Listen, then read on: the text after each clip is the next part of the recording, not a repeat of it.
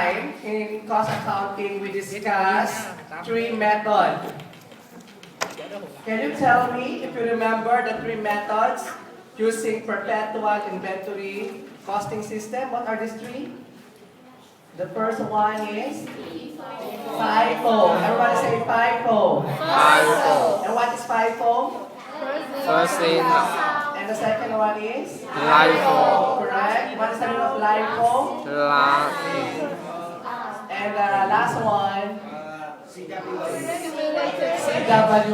or what we call cumulative weighted average.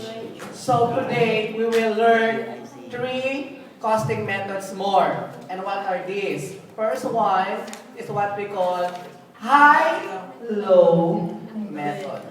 Okay? So why do we use high-low method? What is the objective? So that we can, what? Split. You know what is split? We can split the variable and the fixed component because the cost composes of what we call fixed and variable. Okay, on the screen.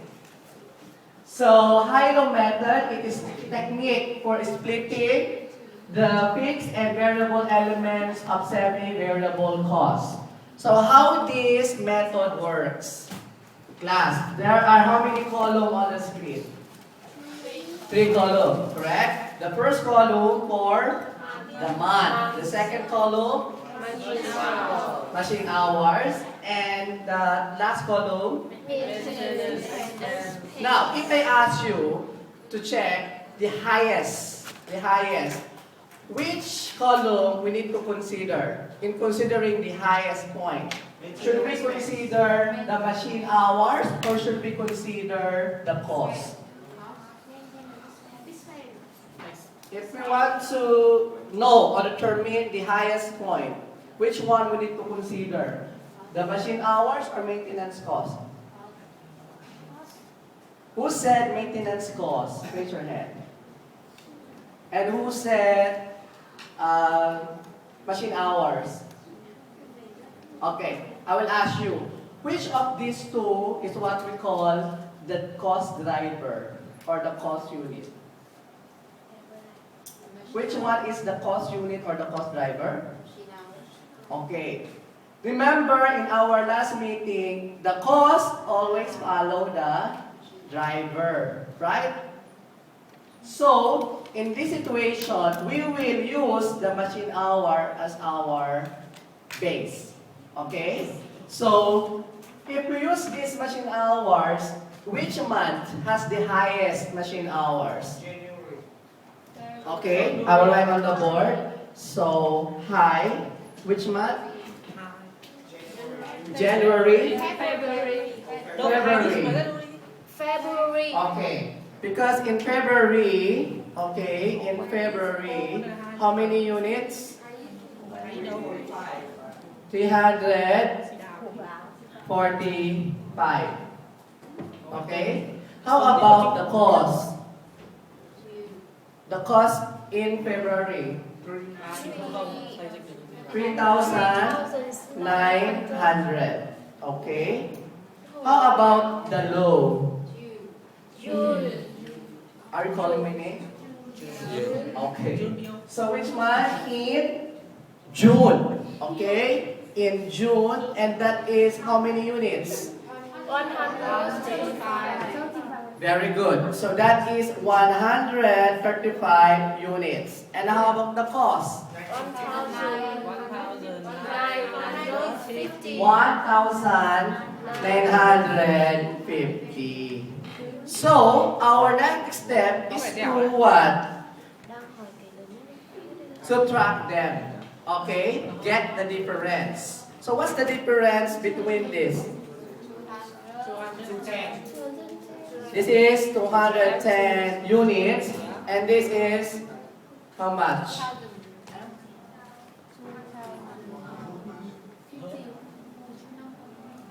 1,950. Okay, that is 1,950. Now, if we divide this cost to these units, we are getting the what we call variable cost per unit. And to calculate that, simply cost divided by units.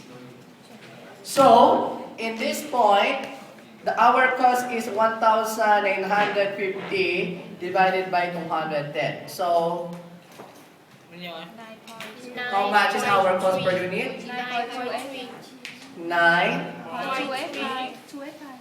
2, Chưa làm tròn tính xác tính. 285. 285. Do we agree? Yes. 285. Okay. Now, remember that our total cost, okay, is equal to Fixed. fixed cost plus variable cost. Now, if you want to know the fixed cost, what is the formula? That is total cost minus variable cost. Okay, let us see. High, low. So how much is our cost for the high? That is 3,900. Correct? And how much is the cost for low? 1,950. Less variable. Okay?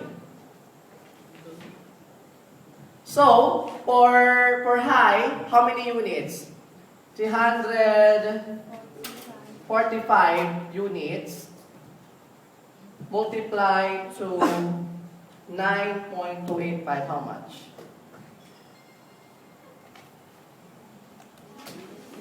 How much?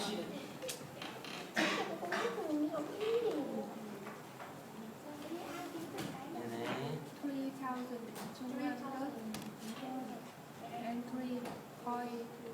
3,203.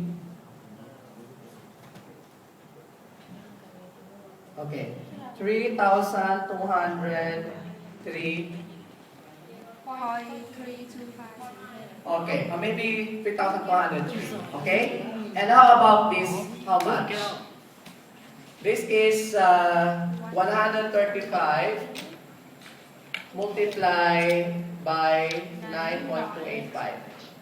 How much? 1,253. 1,253. 1,203. 53. Okay? So if we get the difference between the two,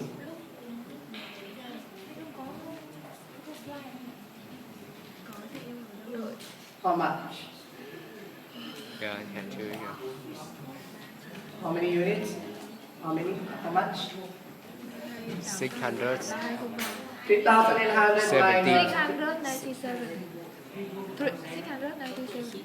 300. 697.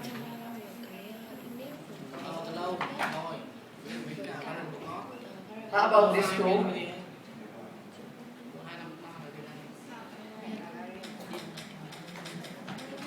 The same. The same. You understand?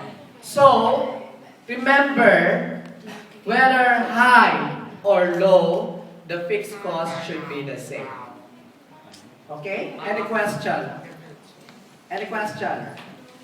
So, what is the objective of this method? To split the variable components and the fixed component of the semi-variable cost. Okay, our next topic is EOQ, or economic order quantity. But before that, let's do the exercise. Okay?